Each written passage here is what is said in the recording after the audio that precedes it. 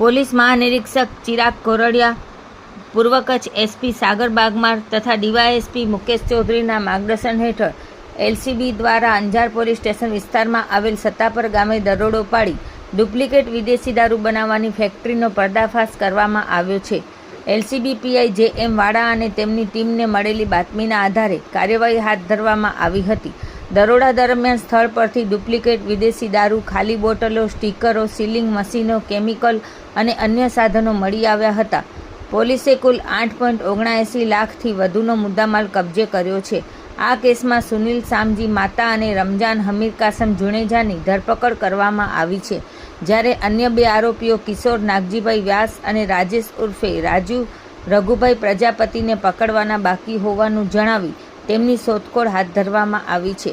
આ અંગે અંજાર પોલીસ સ્ટેશનમાં ગુનો દાખલ કરી આગળની તપાસ હાથ ધરવામાં આવી છે.